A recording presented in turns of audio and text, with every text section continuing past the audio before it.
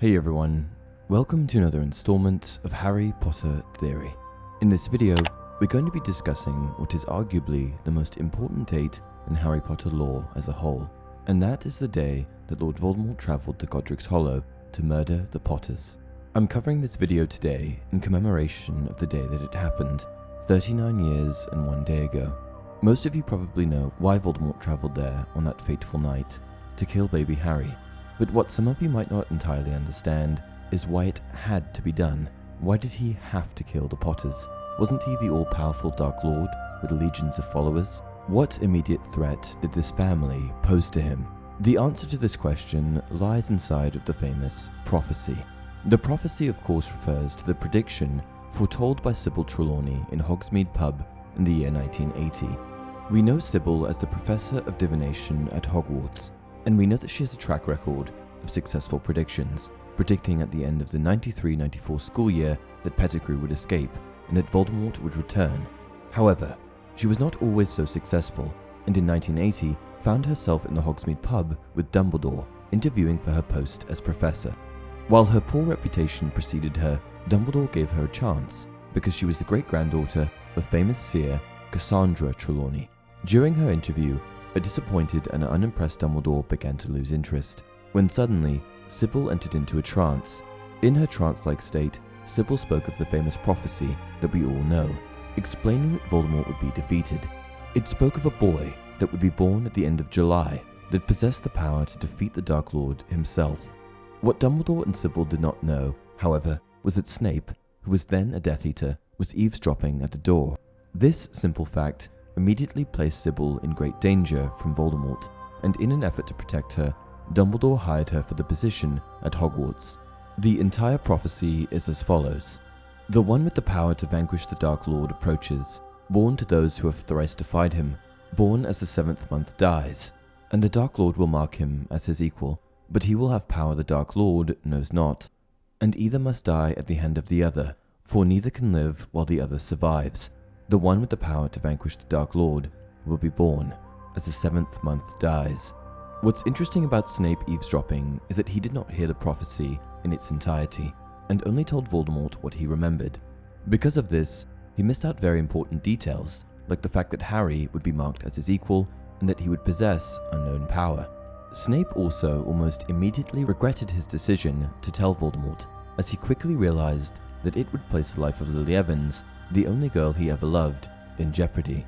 Severus Snape had gone down a dark path, and he was Death Eater, but he had also always been infatuated with Lily, Harry's mother, and actually took action to protect her from Voldemort's attack on the Potter residence. He knew that he would have to do something if he wanted to save her life, and with nowhere else to go, Snape turned to his enemy at the time, the leader of the opposition, Albus Dumbledore. Well, Severus, what message does Lord Voldemort have for me? No message. I'm here on my own account.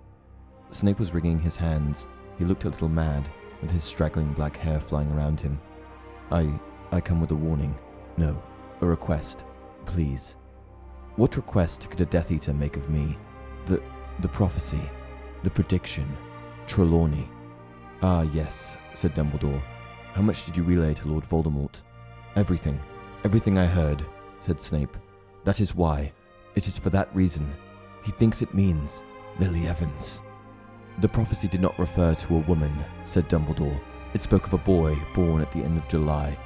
You know what I mean. He thinks it means her son. He is going to hunt her down, kill them all. If she means so much to you, said Dumbledore, surely Lord Voldemort will spare her. Could you not ask for mercy for the mother in exchange for the son? I have asked him. You disgust me, said Dumbledore, and Harry had never heard so much contempt in his voice. Snape seemed to shrink a little. You do not care, then, about the deaths of her husband and child? They can die, as long as you have what you want. Snape said nothing, but merely looked up at Dumbledore. Snape was a desperate man, and at this point in time would have done anything to protect the woman that he loved, Lily Evans. Snape told Dumbledore that he would do anything to ensure that Lily was protected, and this was a testament to Snape's devotion to Lily. He dropped his Death Eater status and the life that he had built for himself in an instant, when he found out that Lily was in danger. However, Snape's last-ditch effort to protect Lily was too little too late, and ultimately proved unsuccessful. With the information that had been provided to him by Snape, Voldemort came to the conclusion that Harry was the boy that the prophecy was talking about. Lily and James were some of Dumbledore's most powerful supporters and integral members of the Order of the Phoenix, which meant that Voldemort already had them on his radar. Snape, who hated James Potter vehemently, helped him with his intel. The only other option for a child that posed this threat to him was Neville Longbottom, who was born on the 30th of July, but Voldemort firmly believed that it was Harry. This brings us to Voldemort's next move.